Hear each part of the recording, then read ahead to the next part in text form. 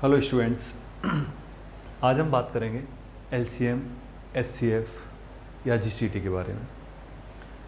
वैसे तो ये टॉपिक 6 क्लास से स्टार्ट हो जाता है, लेकिन एक्चुअल मीनिंग इसका 10th या 12th वाले बच्चों को भी नहीं पता होता।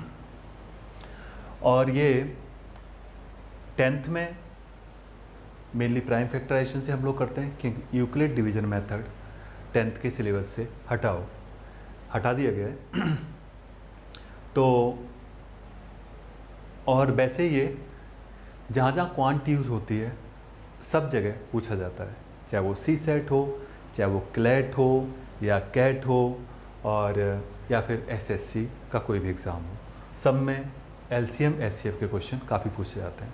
थोड़ा बड़ा टॉपिक है, तो मैं पहले इसका आज मैं बेसिक करा रहा हूँ, उसके बाद नेक्स्ट थोड़ा एडवांस लेवल पर जाएंगे। ठीक है, तो सबसे पहले तो एलसीएम एचसीएफ का मतलब समझते हैं क्या होता है। एचसीएफ होता है highest common factor, GCT greatest common divisor, और या एलसीएम को लीस्ट कॉमन मल्टीपल बोलते हैं। ग्रेटेस्ट कॉमन डिवाइज़र और हाईएस्ट कॉमन फैक्टर दोनों का मतलब सेम होता है। ठीक है, तो अब जैसे देखते हैं कि एक्चुअली एलसीएम होता क्या है या एचसीएफ होता क्या है। तो जो कोई भी नंबर्स हैं मेरे पास, पी क्यू आर या जितने भी 3 या 4 नंबर्स हैं, उससे ज़्यादा भी हो सकते हैं, उन सब में लीस्ट कॉमन मल्टीपल कब आ रहा है। तो यानी कि हम सारे नंबर्स के मल्टीपल्स के बारे में देखेंगे और देखेंगे कि जो उनमें 2 नंबर्स हैं सपोज, तो दोनों में कि कॉमन मल्टीपल, सबसे पहला कॉमन मल्टीपल कब आ रहा है, तो वही इसका आंसर होता है। ठीक है, जैसे सपोज मुझे 6 और 8 का एलसीएम चाहिए, तो हम लोग क्या करते हैं, 6 का टेबल में पढ़ता हूँ, 6 1 जा 6, अगला 12 होगा, फिर 18 होगा और उसके बाद 24। काफ़ी इतना, एक और कर लेते हैं, 6 5 जा 30। ठीक है, 8 की अगर मैं टेबल पढ़ूँ तो मेरे पास क्या होगा, 8 16 24। मैं यहीं रुक जाता हूँ क्योंकि मुझे पहला मल्टीपल कॉमन है वो मिल चुका है, अब वो है 24। तो इस टाइप से इसका जो एलसीएम हुआ वो कितना हो गया,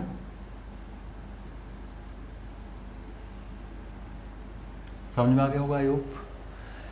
तो ये एलसीएम होता है। अब ऐसे ही जब हम एचसीएफ की बात करते हैं या जीसीटी की बात करते हैं तो हम उसके डिवाइजर्स की बात करते हैं। अब 6 के जब डिवाइजर्स देखूंगा या 6 के फैक्टर्स देखूंगा तो पहला 1 होता है, दूसरा 2 होता है, तीसरा 3 होता है और लास्ट वाला 6 हो जाता है। क्लियर, ये इसके फैक्टर्स होते हैं। अब हम बात करते हैं 8 के फैक्टर्स की। तो पहला क्या होता है, 1 होता है, दूसरा 2, तीसरा 4 और चौथा 8। ये हमारे पास फैक्टर्स हैं। अब यहाँ हम लीस्ट पहला देख रहे थे, अब इसमें हाईएस्ट देखेंगे।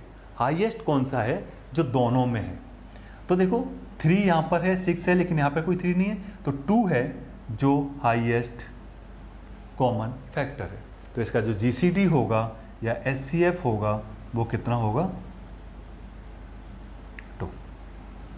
ठीक है, अच्छा अब इसके बाद बात करते हैं और इसके एक्चुअल थोड़ा सा मीनिंग की, कि एलसीएम छोटी से छोटी वो क्वांटिटी है जिनमें सभी नंबर्स का डिवाइड जाता है। एचसीएफ बड़ी से बड़ी वो क्वांटिटी है, बड़े से बड़ा वो नंबर है जिसका सारे नंबर्स में डिवाइड जाता है।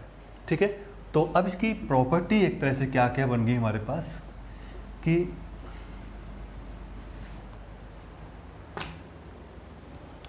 सबसे पहले suppose P Q R numbers हैं, तो पी क्यू एंड आर, ठीक है, डिवाइड्स एलसीएम। तो एलसीएम में सारे नंबर्स का डिवाइड जाएगा जिसका हमने एलसीएम निकाला है। ठीक है, and HCF divides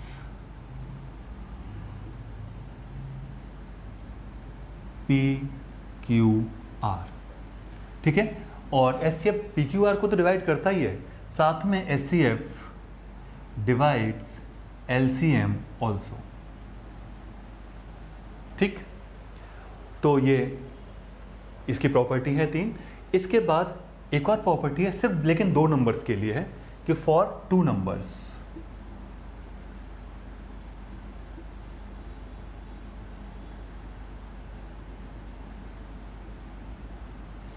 P Q 2 number का जो मल्टीपल होगा वो एचसीएफ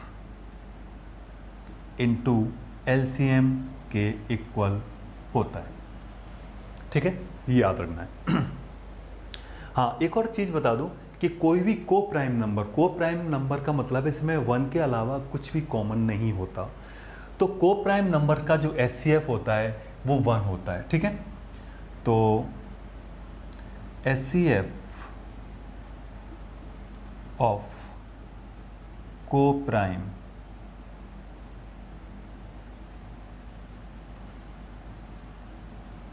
नंबर्स इज 1।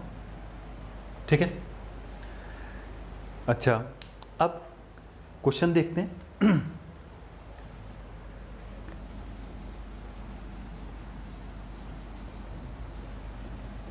तो ये बेसिक प्रॉपर्टीज हैं, अभी मैंने आगे की प्रॉपर्टीज नहीं बताई हैं, नेक्स्ट लेक्चर में बताऊंगा। तो अब इसके बाद है, जैसे एक क्वेश्चन है कि P इक्वल टू, मुझे क्या दिया हुआ है, ए क्यूब बी स्क्वायर। हाँ, और मैं प्राइम फैक्टराइजेशन से ही क्वेश्चन सारे कराऊंगा क्योंकि यही तुम्हारे सीबीएसई के 10th के सिलेबस में यही है। वैसे जो कंपटीशंस के लिए कर रहे हैं वो यूक्लिड डिवीजन मेथड का यूज़ कर सकते हैं, लेकिन आजकल जो क्वेश्चंस आ रहे हैं वो ऐसे आ रहे हैं कि इसमें यूक्लिड डिवीजन का यूज़ नहीं होता है। A cube B square C and Q equal to है मेरे पास ए स्क्वायर बी। ठीक है, एंड आर इक्वल टू है मेरे पास ए बी की पावर 4। ठीक है, अब देखो, अब ध्यान रखना जब भी हम प्राइम फैक्टर, ए बी हमारे पास प्राइम नंबर्स हैं, A B C are prime numbers. तो अब देखो क्या ध्यान रखना है तुम लोगों को इसमें कि मेरे पास कि सबसे पहले तो जो फैक्टर जहां नहीं लिखे हुए, जैसे सी इसमें नहीं लिखा हुआ है तो मैं इसे सी की पावर 0 लिखूंगा और यहाँ पर भी सी की पावर 0 है, बाकी फैक्टर सब हो गए। जब ऐसे लिख लो उसके बाद देखना कि एचसीएफ में मिनिमम पावर आती है। ध्यान से सुन लो कि जो एचसीएफ जब या जीसीडी निकालते हैं उसमें इन फैक्टर्स की हम मिनिमम पावर को लेते हैं, सबसे छोटी पावर को लेते हैं और उसमें 0 भी हो सकती है। ठीक है, और एलसीएम में सबसे बड़ी पावर लेते हैं। तो एचसीएफ इक्वल टू क्या हो जाएगा, ए की पावर देखते हैं, मिनिमम पावर कौन सी है, ए। ठीक है, बी की मिनिमम पावर कितनी है, B4 है, या बी स्क्वायर है, या बी है तो बी, और सी की मिनिमम पावर कितनी है, सी की पावर 0। तो इसका जो एचसीएफ होगा किसी की पावर 0 1 होता है, विच इज ए बी। ठीक है, अच्छा इसके बाद एलसीएम की बात करते हैं। तो एलसीएम में मैंने क्या बोला कि सबसे बड़ी पावर होती है। तो ए की बड़ी पावर कितनी है, ए क्यू, और बी की बड़ी पावर कितनी है, B4, एंड सी की बड़ी पावर कितनी है, सी। तो ये मेरे पास कितना हो जाएगा, ए क्यू B4 सी। ठीक है, और बाकी ए बी मेरे पास कितना आ जाएगा, इसका वो आ जाएगा, एचसीएफ आ जाएगा। ठीक है, अच्छा एक और ऐसा ही क्वेश्चन कर लेते हैं।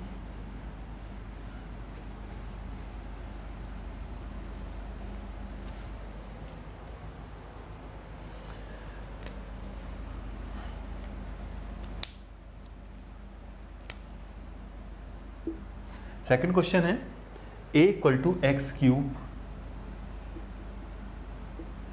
Y square and b equal to है एक्स वाई स्क्वायर। देन मेरे पास दिया हुआ है x y are prime numbers, same जैसे पहले था।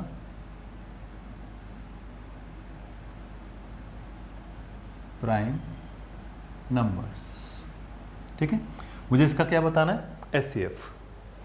तो SCF मैंने क्या बताया था कि सबसे छोटी पावर SCF में आती है। तो SCF of AB will be x की पावर 3 है, x की पावर 1 है, तो छोटी पावर कौन सी हो गई, x, राइट। y की पावर 2, सॉरी y 3 है यहाँ पे, ठीक है। तो मेरे पास y स्क्वायर y क्यूब, तो ये मेरे पास क्या हो जाएगा, y स्क्वायर। तो XY स्क्वायर इसका आंसर होगा, ठीक है।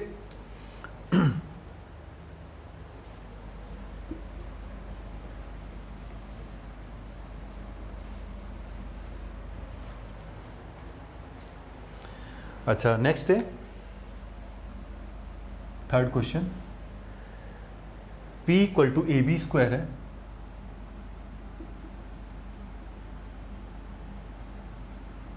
एंड Q इक्वल टू है A क्यूब B, ठीक है। इसका एलसीएम देखते हैं। तो A की पावर कितनी हो जाएगी, क्यूब बड़ी पावर, और B की बड़ी पावर B स्क्वायर। तो एलसीएम इसका क्या होगा, A क्यूब B स्क्वायर, ठीक है। अच्छा,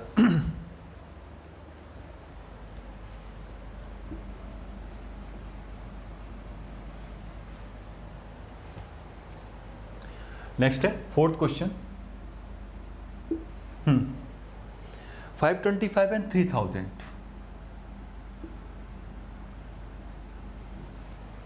3000, both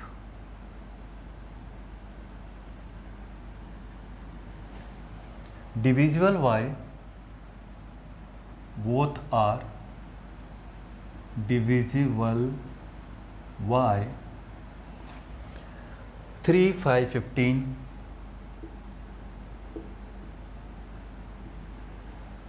and 75।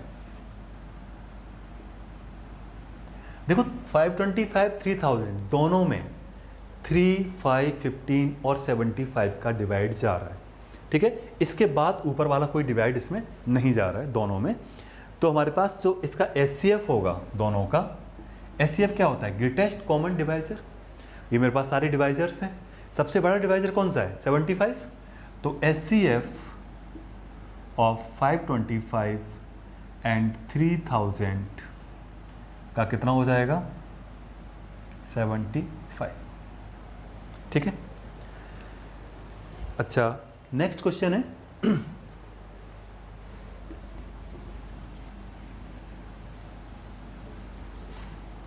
Fifth. Can two numbers have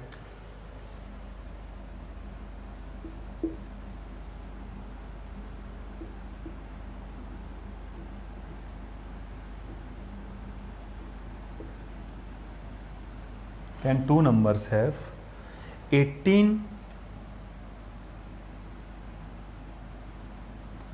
as their SCF and 380 as their LCM। दो नंबर का LCM और SCF दिया हुआ है। उसने कहा क्या किसी दो नंबर्स का ऐसा पॉसिबल है कि 18 उसका SCF हो और LCM उसका 380 हो। तो मैंने बताया था कि SCF का डिवाइड LCM में जाना चाहिए। अगर 18 का डिवाइड 380 में चला जाए तो पॉसिबल है कि दो नंबर्स का ये दोनों 18 SCF हो सकता है और 380 LCM हो सकता है। तो मैं 380 में अगर डिवाइड देता हूँ 18 का तो वो नहीं जाता है, ठीक है। तो लिख देता हूँ 380 is not divisible by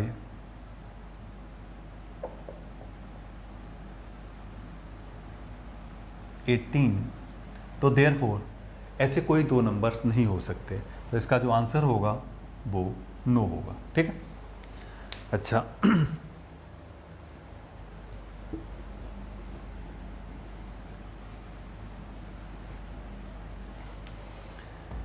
next है product of two coprime numbers is.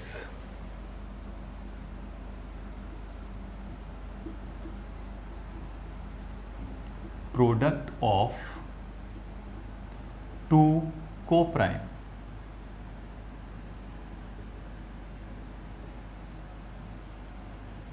numbers is 117. ठीक है, तो फाइंड वो sorry coprime number is 117, find LCM.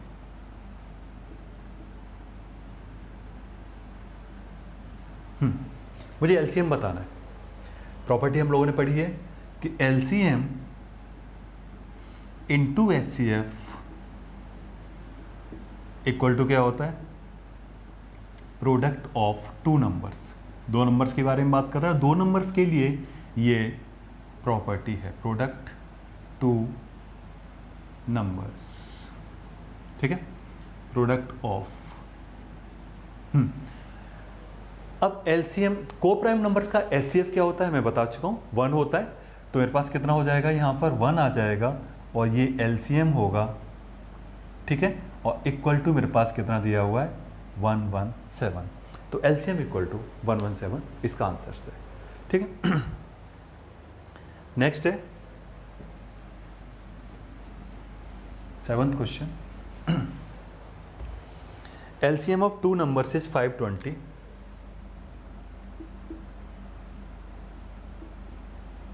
LCM of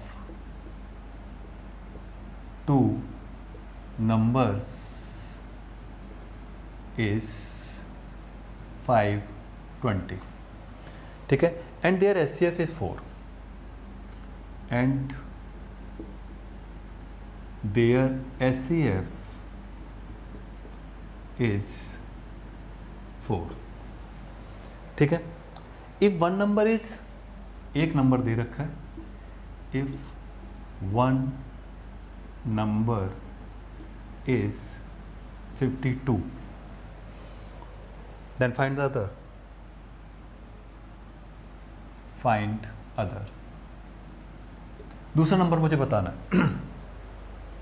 तो मुझे आता है कि दो नंबर्स का जो प्रोडक्ट होता है वो एलसीएम और एचसीएफ के मल्टीप्लाई के इक्वल होता है. राइट, सपोज ये P नंबर है मेरे पास, तो P इक्वल टू 52 दिया हुआ है, Q मुझे निकालना है, और LCM है मेरे पास 520 एंड HCF कितना दे रखा है, 4.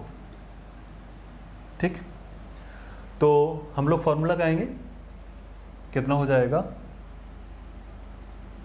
LCM into HCF equal to P into Q.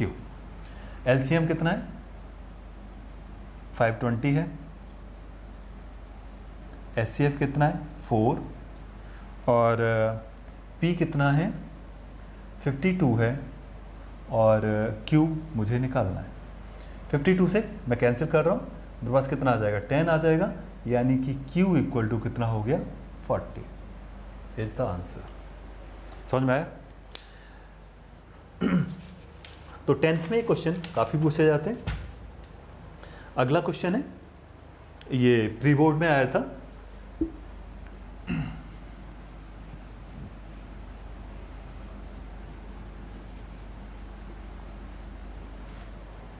Late A B are positive integers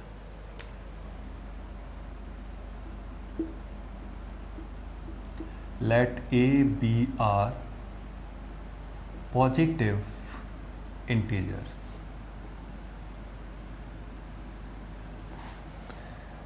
Such that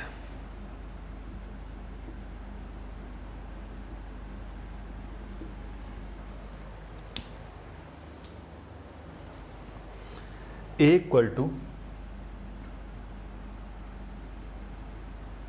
P cube Q4 and B equal to है P स्क्वायर Q. काफ़ी अच्छा क्वेश्चन है. तो अब P Q R prime numbers है, P Q R prime numbers. Right, अच्छा. अब वो कह रहा है कि HCF ऑफ AB है